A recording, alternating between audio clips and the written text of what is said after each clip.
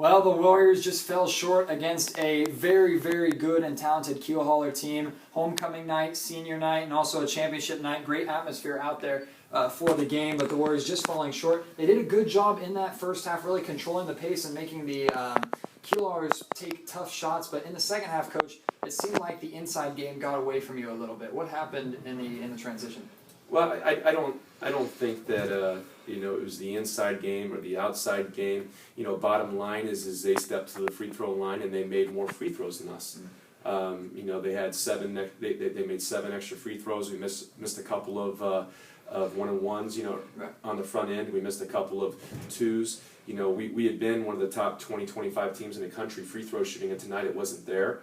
And it might have been the difference of the game. I think that they made 1 more field goal than us the entire game. So, we might even made 1 more than them if you look at the stats. So it really wasn't a shot-making thing. It was a deal where we got to step to the line and make that. There's obviously things that we could correct, but we're playing a really good team. Mm-hmm. And there's a reason they're number 17 in the country. And they made the plays down the stretch to earn the championship. And we're going to respond to that by going back to work and getting better over the next 2 weeks before we get to the Cal Pac championships. So, Coach, the game, it seemed like when the Warriors made their runs in the second half, it was in transition. It was getting stops, pushing the ball out, a couple 3-pointers by Richie, and then also the slam dunk by Clement. The Warriors did a really good job really turning defense into offense, which they've done for the majority of the season. In a game where there are a lot of whistles and the transition game is slowed down to more of a half-court set each time, what do you change? How does your team change to combat that? Well, here's the thing. We got to stop the second shot attempts. They had 10 offensive rebounds tonight, and that really slowed down our transition because either they were getting the putback, so we're taking the ball out of the net, or number 2, we're fouling them on the putback and it's putting them on the line. And so, like you said, that slows down our transition, so we're having to play half court. It's a very physical game, and they do a great job of scouting. So they know not only what the sets that we like to run, they also are very well versed on our personnel, meaning what are the strengths of each guy on our team.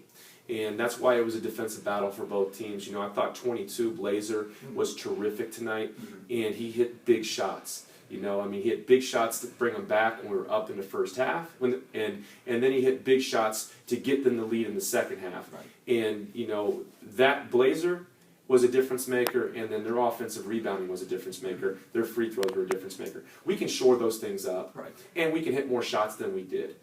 So I think that at the end of the day, we're going to work really hard over the next 2 weeks about getting better. We'd have loved to hung a banner for winning the regular season championship, but we weren't going to get an at-large bid to Branson anyway. Mm-hmm. So at the end of the day, this shows our guys we got more work to do. Mm-hmm. We still control our destiny on getting to Branson. Right. And you know what? We learned that when you play a team that starts 5 seniors and brings a junior off the bench, that experience counts for something. Now we've been in one more tight game with 3 freshmen starting, mm-hmm, and a sophomore starting with us missing Sean Finner tonight. Right.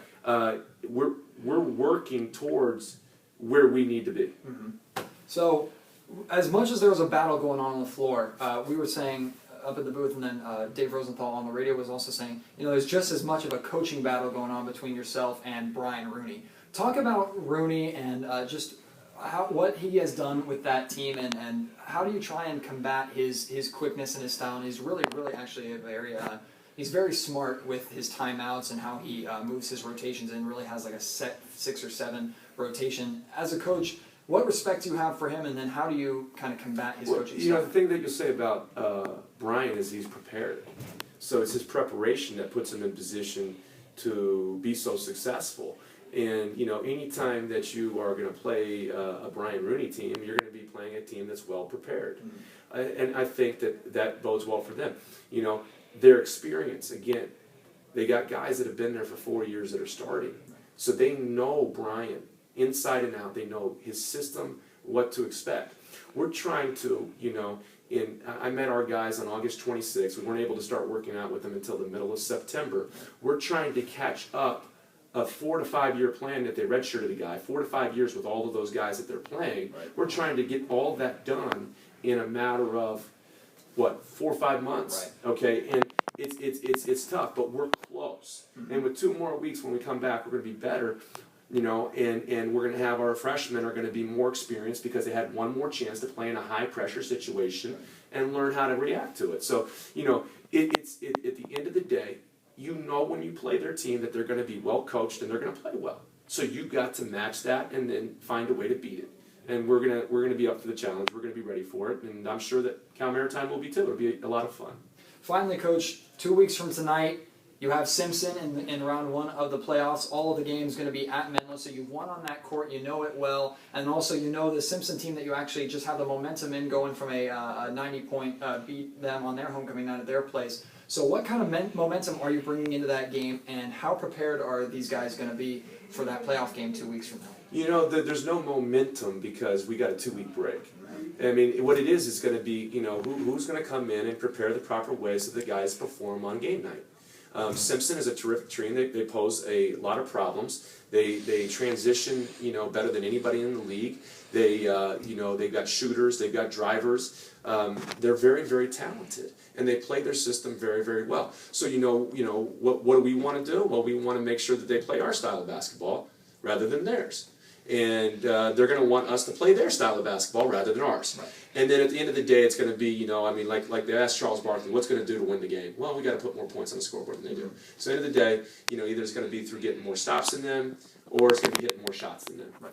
We've been fortunate, down at their place to get them, and then they were fortunate. Kind of funny thing is about Simpson is they played our style in game 1, and they beat us by 1 possession. And then we played their style at their place, and then we beat them. Right. So maybe we should flip it and play Simpson style down in Menlo, and let Menlo play our style. I mean, let Simpson play our style, and see what happens. Well, we're really looking forward to that. Exactly 2 weeks from tonight in Menlo. You can listen to those games with myself and Dave Rosenthal on AM 950 KI. Coach, thank you so much for joining us. It's been an amazing regular season playoff basketball coming up for you soon.